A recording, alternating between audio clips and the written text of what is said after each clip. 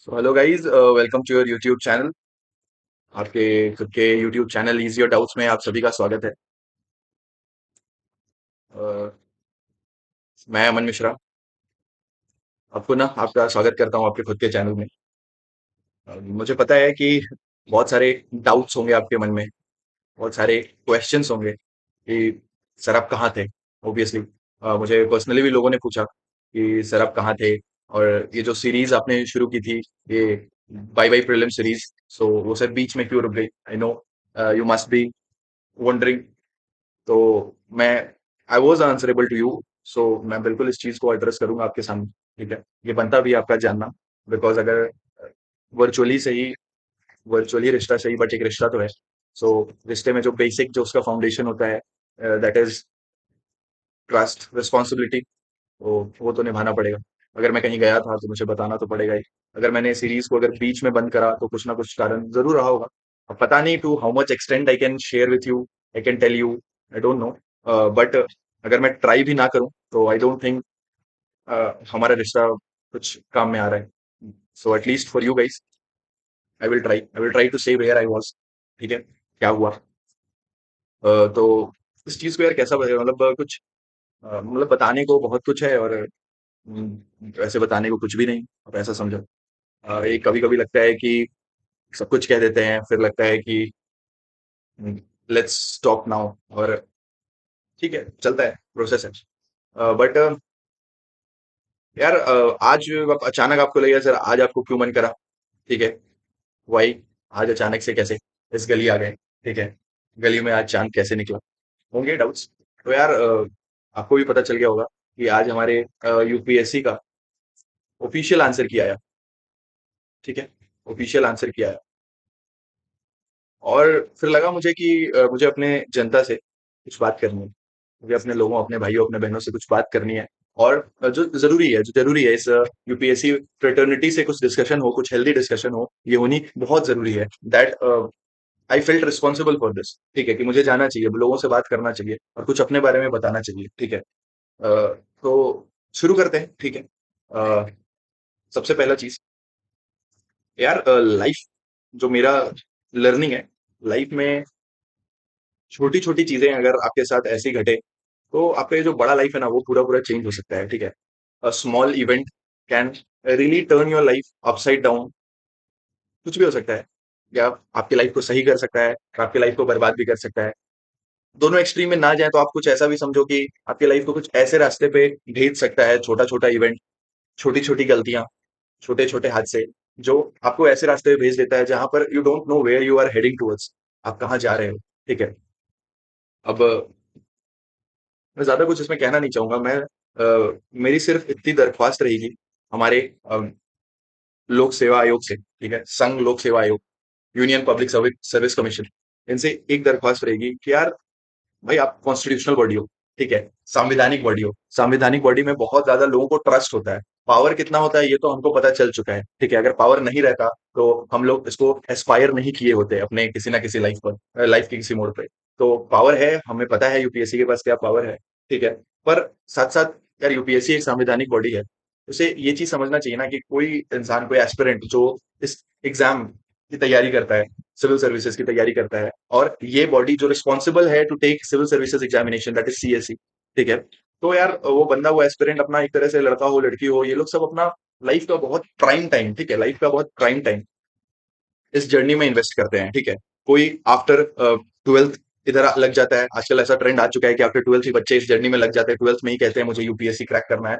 Ideally CSC crack होता है, पर लोग यूपीएससी कह के ही इसको संबोधित करते हैं। तो कोई कहता है कि नहीं भैया हमें मतलब कोई ग्रेजुएशन के बाद आता है, बड़े बड़े आईआईटीएंस आ रहे, बड़े बड़े डॉक्टर आ रहे, बड़े बड़े यूनिवर्सिटी, दिल्ली यूनिवर्सिटी से एक रैंकर्स लोग आपके यहाँ आता है, और उम्मीद करता है आपसे कि यार आप लोग एक संवैधानिक बॉडी हो, आप लोग जो भी प्रक्रिया, जो भी एक्टिविटी जो आपका रहेगा ना, वो बहुत ज्यादा मेजर्ड, बहुत ज्यादा सोचा समझा होना चाहिए। आप एवे ही कुछ भी नहीं कर सकते हो। ठीक है, you don't have that scope. और रीजन है भाई, ये ग्रजेस का रीजन है, आपको थोड़ी देर बाद थोड़ा और डीप में मैं बताऊंगा मेरे को इतना ज्यादा क्यों ये चीज फील हुआ। क्योंकि यार हमने अपने लाइफ का प्राइम टाइम दिया इस एग्जामिनेशन को, पता नहीं कितने बच्चे इस चीज को उठाएंगे, कितने को एस्पिरेंट्स, कितने फ्रेटर्निटी के लोग इस चीज को उठाएंगे। बट मैं अपने तरफ से ये कहना चाहता हूँ that I give my prime time. मैं कहीं किसी और सेक्टर, कहीं और इस चीज में इन्वेस्ट करके मैं बहुत आगे पहुंच सकता था अपने लाइफ में। बट नहीं, ये, हाँ मुझे पता है कि ये मेरा पर्सनल एस्पिरेशन था, डेफिनेटली पर्सनल एस्पिरेशन था भाई, क्योंकि अमन मिश्रा को कुछ बनना था, अमन मिश्रा को आईएएस बनना होगा, अमन मिश्रा को आईपीएस बनना होगा, ये मेरा पर्सनल एस्पिरेशन था। पर सर किसके भरोसे? सर आपके भरोसे, यूपीएससी के भरोसे। ठीक है, क्योंकि आप लोग चौड़ में कहते हो कि वी आर कॉन्स्टिट्यूशनल बॉडी, हम constitutional body, you can trust us, you can trust our process and we will lead you to your to a better life. ये आपने प्रॉमिस करा, ये गवर्नमेंट प्रॉमिस करती है बार बार, जब यूपीएससी के चेयरमैन बनते हैं तो इस चीज को जोरों से बताया जाता है कि देख भाई कितना पारदर्शी, कितना ट्रांसपेरेंट बॉडी। पर क्या, कहाँ का ट्रांसपेरेंसी सर? मुझे तो ये समझ नहीं आ रहा। मैं दो तीन चीजों पर अब सवाल उठाना चाहता हूँ। मुझे ये बताओ कि कोई बच्चा जो 2024 के जून में एग्जाम देता है, 16 जून को एग्जाम देता है, ठीक है, आइडियली उस बच्चे को अगर एक 1 मंथ के अंदर या 1.5 महीने के अंदर उसका रिजल्ट मिल जाए, जैसे आपने नाम तो बता दिया that you are not selected, no match found, list में क्या आता है? No match found. आपने आसानी से बता दिया कि ठीक है, नो मैच फाउंड। यहां तक तो ठीक है सर, ये आपका रिस्पॉन्सिबिलिटी था, आपने किया। पर क्या आपका रिस्पॉन्सिबिलिटी बस इतने तक ही सीमित है? क्या इतने तक ही लिमिटेड है? नहीं सर, आपको साथ साथ बच्चे को ये तो बताओ यार कि तुम कितने नंबर से चूक गए। अगर इतना बड़ा बॉडी अपने क्वेश्चंस को ही रिव्यू नहीं करके रख पा रहा है, अपने क्वेश्चंस और अपने आंसर्स को रेडी कर पा रहा है, तुम्हें, आपको सर हमारी जरूरत है क्या? यूपीएससी, आप ये बताओ कि आपको क्या हमारी जरूरत है? हम आपको अगर बताएं ये आंसर सही है, ये आंसर सही है, तो जो इतना पैसा गवर्नमेंट हर साल बजट में एलोकेट करता है, ये कोट मैं फैक्ट्स कोट नहीं करूंगा, हर चीज गूगल पे अवेलेबल है, आप देख लो जाकर कितना पैसा सरकार खर्च कर रही है इस बॉडी पे।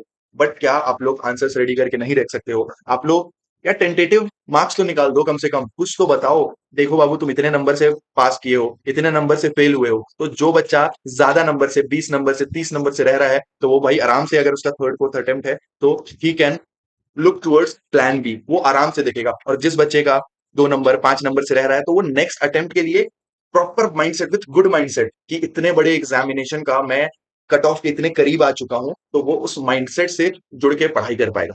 ठीक है, आइडियली ये होता है। अगर आप निकाल दोगे ना मार्क लिस्ट, ठीक है, मार्कशीट जो कहते हैं, वो मार्कशीट के पास दो तरह के बच्चे, जिनका बहुत ज्यादा पीछे है वो प्लान बी की तरफ मूव करेंगे, जो कम है वो तैयारी में लगेंगे और जोरों से तैयारी में लगेंगे। बट हमारा यूपीएससी क्या करवाता है सर? वेट। ठीक है, जैसे दामिनी मूवी में सनी देओल जी ने क्या कहा था? तारीख पे तारीख, तारीख पे तारीख। उसी तरह यूपीएससी दिन पे दिन वेट करवाते जाता है, और 1 साल बाद, पूरे 1 साल बाद उसको मार्क्स बच्चे को देता है। बच्चे के मार्क्स में आता है कि अरे मैं तो 20 नंबर से। अब सोचो, तुम्हारा 10 दिन के अंदर प्रीलिम्स है, तुम्हारा 10 डेज में प्रीलिम्स है, तुम्हारा 20 डेज में प्रीलिम्स है, और तुमको अचानक, अब मार्कशीट आया भाई, तुम तो देखोगे ही जाके, आप हम सब देखेंगे, और मार्कशीट में आपको क्या दिख रहा है कि आप 20 नंबर से छूट गए।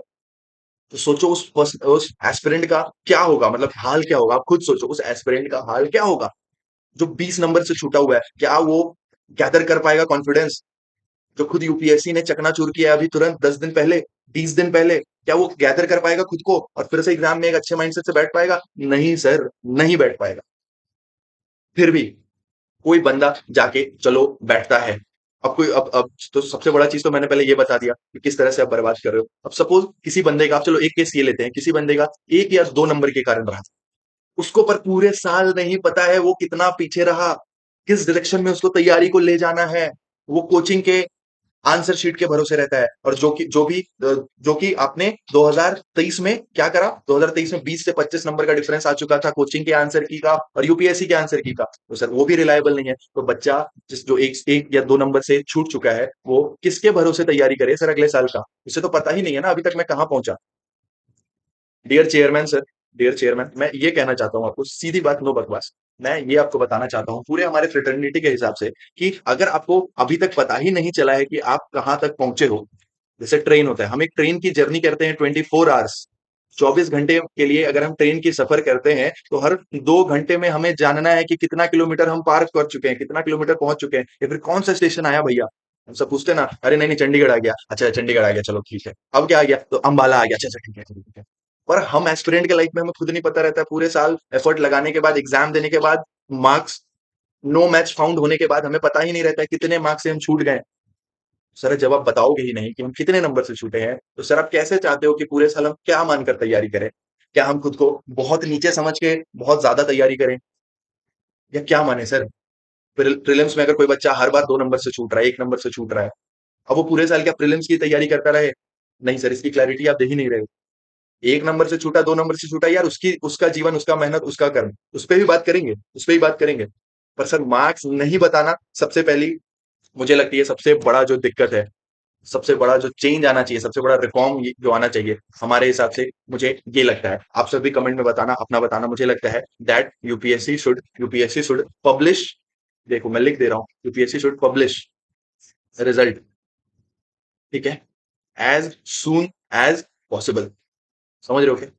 आफ्टर रिजल्ट दो ना यार। बीपीएससी ये भी तो एक कमीशन है, बिहार पब्लिक सर्विस कमीशन। आप हर चीज में उसे गलत ठहराया जाता है, पर बीपीएससी का मुझे एक चीज सही लगता है कि बीपीएससी अपने जिस दिन नो मैच फाउंड आया प्रीलिम्स के बाद, वो कुछ दिन बाद बता देता है, बाबू आप इतने नंबर से छठे हो, आप अगले साल उस हिसाब से बच्चे तैयारी करते हैं।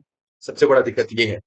दूसरा दिक्कत दूसरा दिक्कत जो मुझे, ये जो आप सभी को आज, पूरे हमारे फ्रेटर्निटी के लोग, हमारे टीचर लोग, सभी ने जो हाईलाइट किया है, क्या, कि ये जो फालतू का आप क्वेश्चन गिरा दे रहे हो, क्वेश्चन क्वेश्चन ड्रॉप आउट कर दे रहे हो। यार पूरे साल बैठ के आप 100 क्वेश्चन नहीं बना पाते हो क्या?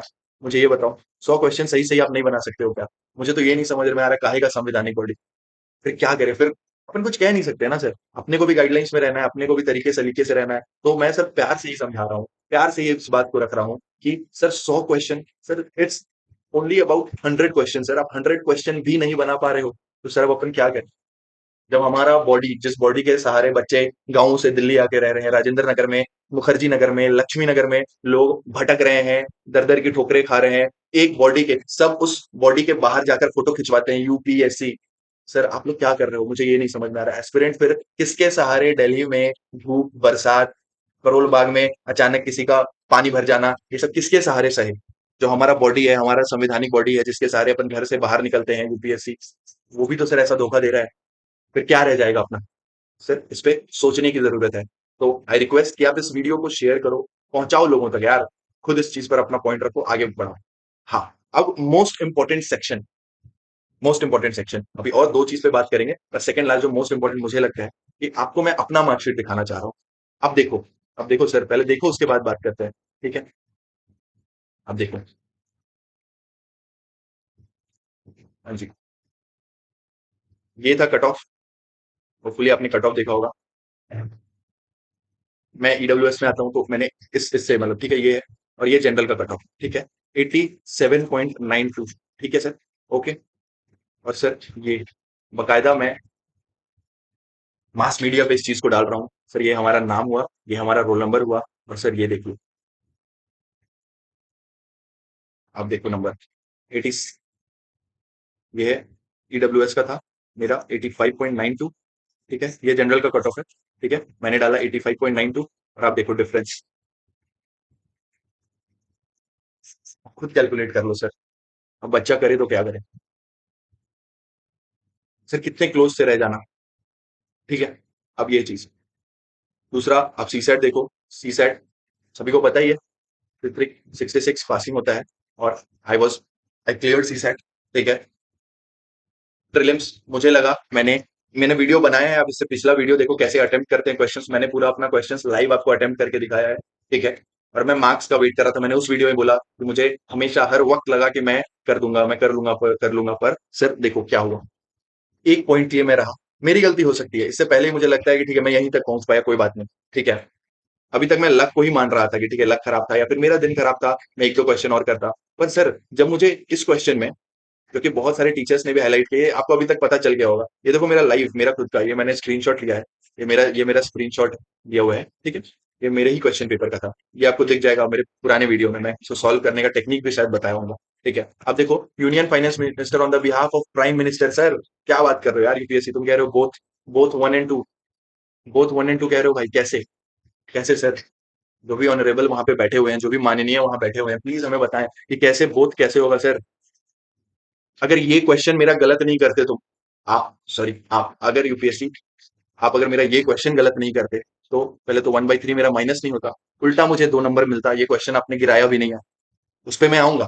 ये क्वेश्चन आपने गिराया भी नहीं है, तो 2.16 नंबर में ज्यादा रहता सर, 2.6 नंबर में ज्यादा रहता, और देखो मैं कट ऑफ में रहता, तो शायद मैं पिछले साल का मेंस लिखता। और सर मेंस लिखता, यू नेवर नो ना, कहना आसान है कि सर उसके बाद क्या, पर मेंस लिखता आगे कुछ होता। पर मैं किसकी गलती से नहीं लिख पाया, इससे पहले मुझे खुद का लक ये सब लग रहा था, पर आप तुम खुद देखो, आप सर खुद देखो और बताओ।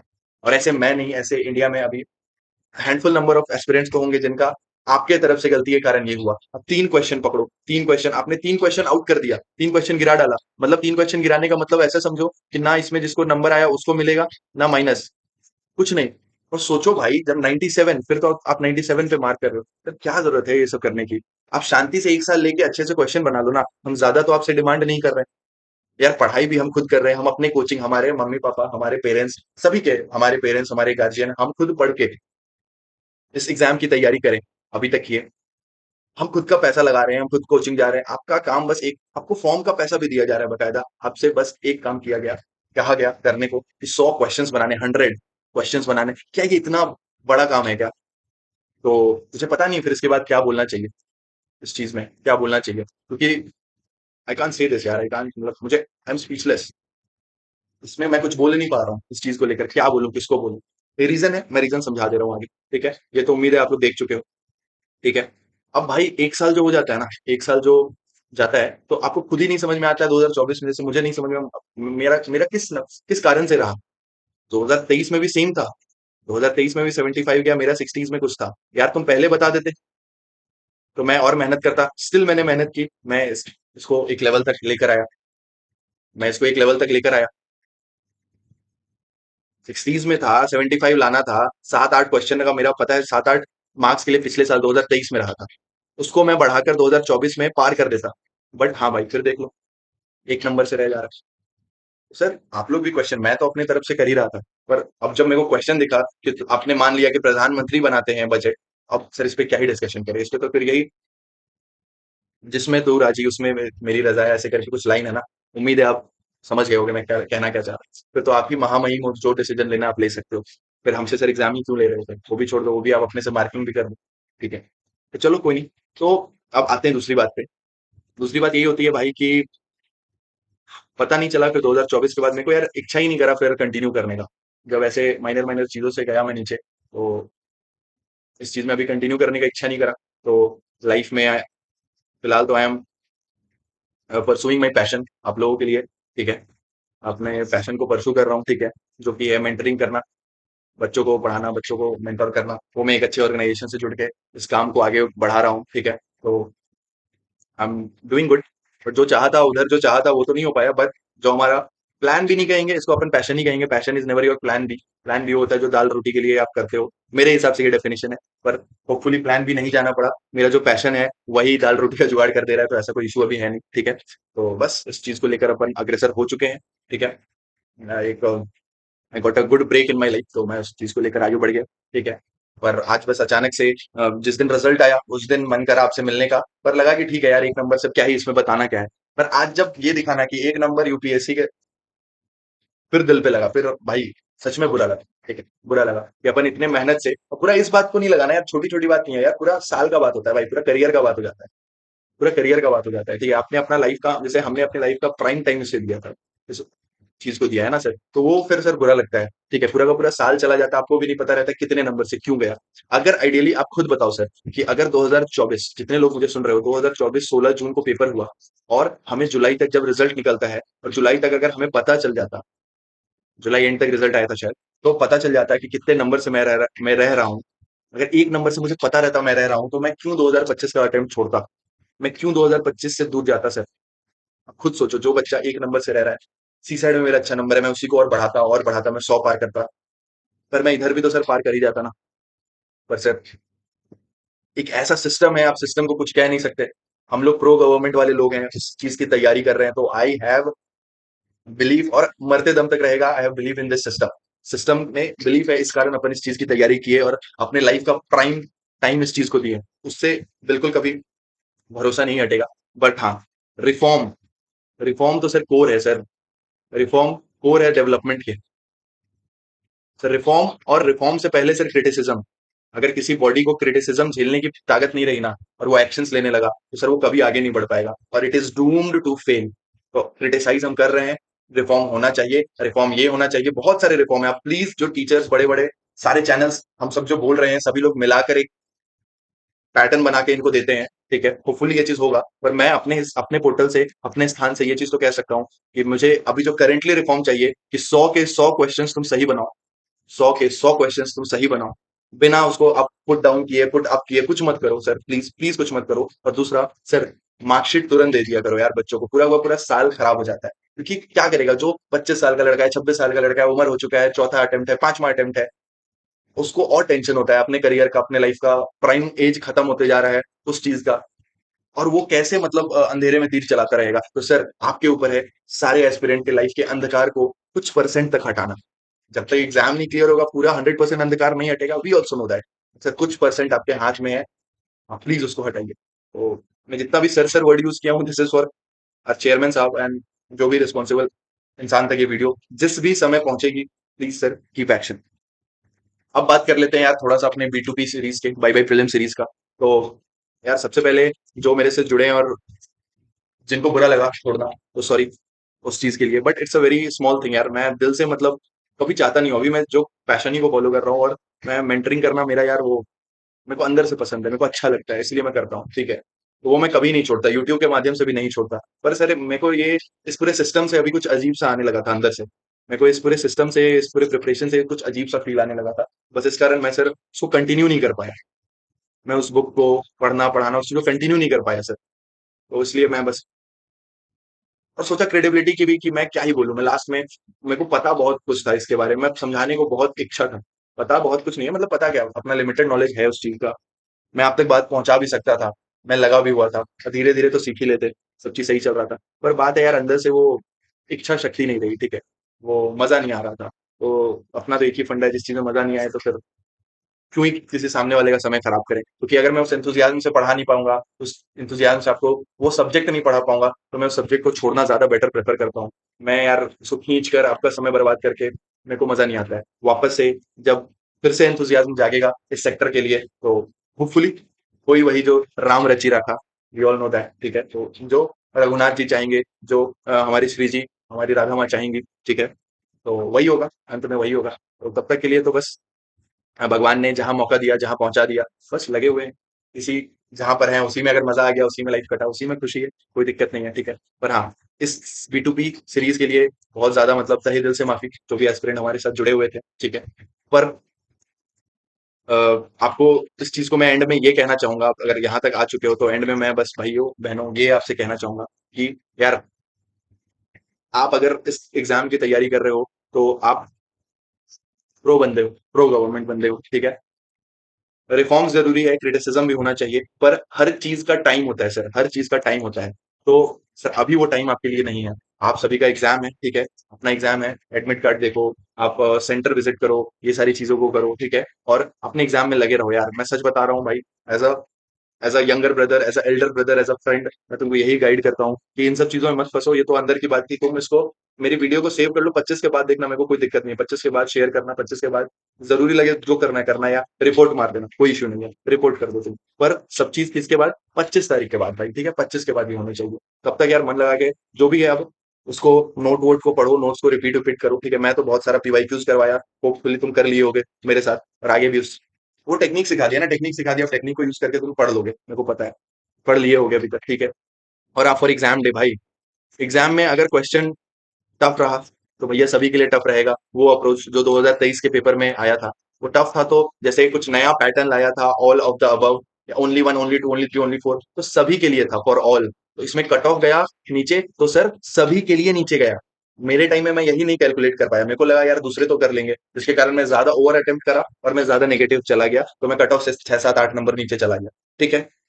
तो ये गलती प्लीज मत करना। अगर तुमको फील आ जाए कि कन्वेंशनल पेपर से, अब तुम 2023 का टफ भी देख चुके हो, 2024 पे थोड़ा लेवल इधर करता है, तुम दोनों देख चुके हो, तो अब अगर कुछ ऐसा एक्सेप्शनल आए जो तुमको लगे भैया कोई नया पैटर्न है, तो ज्यादा फन्ने खा मत बनना, ज्यादा अटेम्प्ट में मत घुसना, एक सेफ अटेम्प्ट रखना, जिसको मैं बोलूंगा 85 प्लस तो एनी डे रख लेना, ठीक है। पर हाँ, उस सब पेपर में 90 प्लस जाने की कोई जरूरत नहीं, फन्ने खा मत बनना, बहुत नेगेटिव होगा, गिरोगे, ठीक है। पर हाँ, 85 to 90 मेरे हिसाब से रखना चाहिए, ठीक है। पर हाँ, पेपर 2024 के हिसाब से आया, तो यार जैसा कि बहुत सारे टॉपर्स को मैंने भी सुना है, और मैंने भी अपने लाइफ में प्रैक्टिस किया, मेरे दोस्तों ने जिन्होंने प्रीलिम्स निकाला, उन सबसे भी जो हमारा डिस्कशन चलता है, उसमें हम लोग यही कहते हैं, जो कि मेरा भी अप्रोच था पिछले पेपर में, 94 तो मैंने अटेम्प्ट करा ही था, ठीक है, ये करना।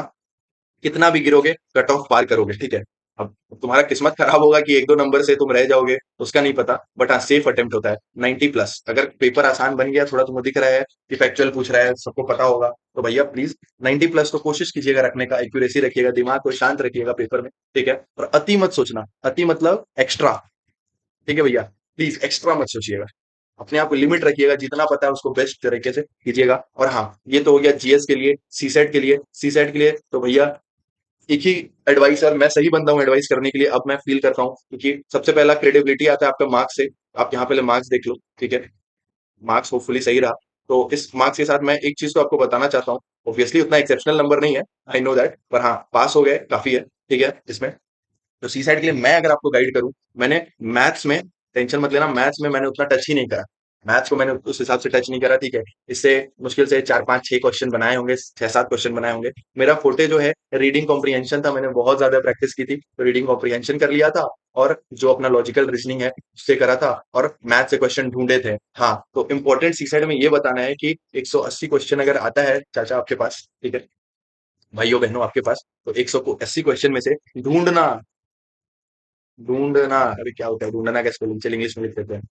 ढूंढना, सर्च करना, सेफ क्वेश्चन लगे तब करना। सेफेस्ट अटेम्प्ट मेरे को लग रहा है, मैंने 52 50 ऐसा कुछ अटेम्प्ट करा था, जो थोड़ा याद आ रहा है मुझको। ऐसा कुछ 50 52 अटेम्प्ट करा था, तो गिरते पड़ते मैं बच गया, ठीक है। तो 125 उठाओ ना, 125 है, नेगेटिव भी होगा, 80 85 तक पहुंचा दोगे, काफी होगा, ठीक है। पर हाँ, जो तुम्हारा स्ट्रॉन्ग पॉइंट है स्टिक टू इट।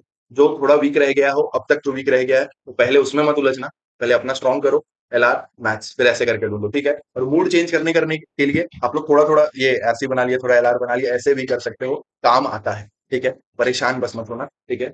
बाकी तो बाबू ये सब लाइफ ही है, ये सब लाइफ का जस्ट एक पार्ट है, ठीक है। यही है, चलता रहेगा यार, सीखना सिखाना, इट्स पार्ट ऑफ लाइफ। और जो हुआ सो हुआ, ठीक है। ये जितना मेरा यूपीएससी को अनुरोध वो तो रहा ही, ठीक है। और ये लास्ट मैसेज था, तो इस वीडियो का दो पर्पस था, पहले तो ये बताना कि मैं कहाँ था और किस कारण से बाहर था, ये बताना, होपफुली मैंने बता बता दिया। और दूसरा आपको, आपके एग्जाम के लिए जो हमने शुरू किया था एक जर्नी, मैं चाह रहा था मैं पूरे जर्नी आपके साथ रहूं, बट अपने कारणों से मैं नहीं रह पाया, पर्सनल रीजन से, ठीक है। बस इतनी रीजन नहीं किया, कुछ और भी थी, पर ठीक है चलने दो, ठीक है, नहीं रह पाया, तो इसीलिए, पर कोई नहीं। जो जर्नी को शुरू किए थे B2P सीरीज के साथ, जेडी अप्रोच के साथ, तो सभी हमारे सीज योर डाउट्स वाले भाइयों बहनों को, और इंटायर यूपीएससी अटेम्प्ट करने वाले मेरे सभी एस्पिरेंट्स भाइयों बहनों को, ऑल द बेस्ट भाई, मचा कर आओ, मेक योर डे। हारो जीतो नहीं, पर अपना दिन होना चाहिए, समझ रहे हो ना, हारो या जीतो। चलो, okay guys, then thank you, मिलते हैं अगले वीडियो में कुछ नए टॉपिक के साथ। Bye bye.